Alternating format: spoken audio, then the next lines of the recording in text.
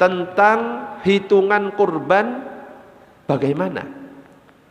Jadi dikatakan dalam kitab Fathul Qorib, wa tujzi'ul badanah an sab'atin wa tujzi'ul baqarah an sab'atin wa tujzi'us syatu an sakhsin wahidin. Aturannya satu ekor unta itu cukup digunakan untuk 7 orang. Satu ekor sapi itu cukup digunakan untuk 7 orang. Sedangkan satu kambing hanya untuk 1 orang. Itu aturan dalam mazhab kita, mazhab Syafi'i. Bahkan dikatakan dalam kitab Al-Majmu' Syarhul Muhadzab oleh Imam Nawawi, tajzi'u syatu an wahidin wa la tajzi'u an aktsaru min wahidin. Kambing itu hanya mencukupi untuk 1 orang dan tidak mencukupi untuk 1 orang lebih. Makanya kambing 1 ya 1 namanya. Adapun kalau keluarga pengen dapat hadiah pahala, tinggal dihadiahkan. Namanya misalkan fulan. Si fulan ini tinggal mengatakan, nanti hadiah pahala kurbannya saya hadiahkan juga untuk istri dan anak-anak saya, dapat semuanya. Jadi nggak bisa ini atas nama keluarga fulan, nggak bisa. Tetap harus atas nama 1 orang. Cuma hadiah pahalanya dihadiahkan untuk keluarganya.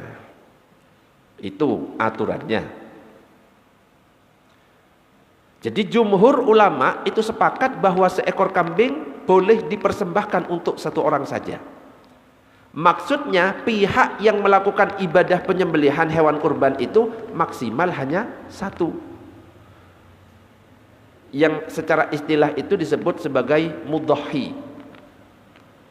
Jadi dalam hadis itu dikatakan, hadis riwayat Muslim, amarona Rasulullah an nashtarika fil ibili wal baqari kullu sab'atin minna fi badanatin. Rasulullah memerintahkan kami untuk bersekutu pada unta dan sapi setiap 7 orang 1 hewan.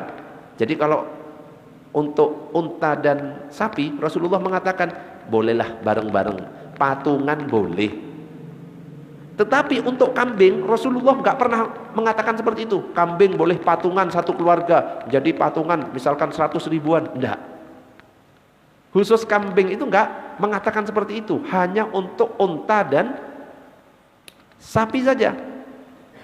Tapi ketika berbicara tentang masalah kambing, nah ini hadisnya riwayat Muslim dikatakan annan nabiyya sallallahu alaihi wasallam zabaha kabshan wa qala bismillah Allahumma taqabbal min Muhammadin wa ali Muhammadin wa min ummati Muhammadin summa dhaha bihi. Hadis kalau yang tentang kambing itu dari Aisyah radhiyallahu anha, Nabi menyembelih seekor kambing kibas, berarti atas nama siapa? Nabi. Kemudian Nabi mengatakan bismillah, dan Nabi mengatakan ya Allah terimalah dari Muhammad. Ya karena memang yang berkurban adalah Nabi Muhammad. Kemudian berkata keluarga Muhammad dan umat Muhammad. Nah, ulama menjelaskan yang dimaksud keluarga Muhammad dan umat Muhammad itu hadiah pahalanya juga dihadiahkan kepada keluarga dan umatnya Nabi Muhammad. Bukan berarti karena Nabi mengatakan seperti itu terus nizam sudah merasa berkorban. Enggak kan? Tetap yang berkorban atas nama Nabi Muhammad. Cuma kita sebagai umatnya dapat imbas pahala yang dihadiahkan Rasulullah saat berkorban dulu. Allahumma shalli ala sayyidina Muhammad. Tapi kan biasanya ada orang yang mungkin gak ngaji, gak paham, langsung atas nama keluarga fulan. Betul? Ada kan? Ada. Atas nama perusahaan, ya enggak bisa. Tapi bukan berarti ditolak. Oh ini PT Sinar Jaya, jangan ditolak, wis ambil aja. Itu nanti jadi sembelihan biasa. Nah kalau sembelihan biasa nanti bisa kita bagikan kepada non muslim. Faham? Karena kalau yang kurban ada pendapat yang mengatakan nggak boleh untuk non muslim, meskipun nanti ada pendapat yang mengatakan boleh. Ya, jadi kalau ada non muslim kok tiba-tiba ini kurban ambil. Yang penting yang menyembelih adalah orang Islam, itu halal dimakan. Atas nama perusahaan memang namanya bukan kambing kurban. Tetap ya sembelih aja, itu namanya sembelihan biasa, sunnah biasa. Nanti bisa dibagikan, dimakan untuk panitia, bisa itu yang kita gunakan. Termasuk anak sekolah itu bukan kurban namanya, ya, karena patungan, ya, dapat 2 kambing itu cuma latihan kurban. Nah, jadi anak sekolah kan biasanya ada patungan 100 ribuan dapat sapi 7. Bayangkan jumlah siswanya berapa? 100, ya. 100 siswa untuk 7 untuk apa? 1 sapi untuk 100 siswa. Kan enggak mencukupi.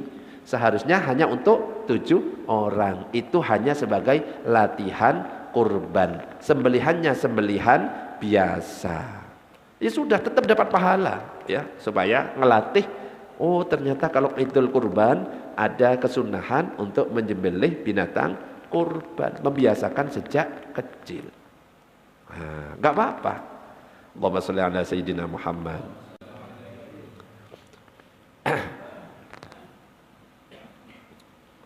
Tetapi kalau seandainya ya, kalau kita kan mazhab Syafi'i tadi sistemnya, 1 kambing 1 orang, 1 sapi 7 orang, 1 unta 7 orang. Kok tiba-tiba ada yang ngeyel? Ya, pokoknya atas nama keluarga ngeyel. Ya namanya jamaah, ya nggak apa-apa ngeyel, ya kan? Pokoknya kambing ini atas nama keluarga.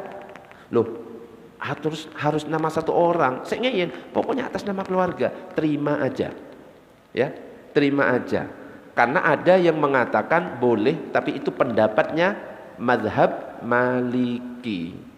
Ya sudah, anggap saja ya mungkin beliaunya ikut pendapatnya mazhab Maliki yang boleh 1 kambing di atas namakan keluarga. Cuma kalau dalam mazhab Syafi'i tetap di atas namakan 1 orang, pahalanya dihadiahkan kepada keluarga.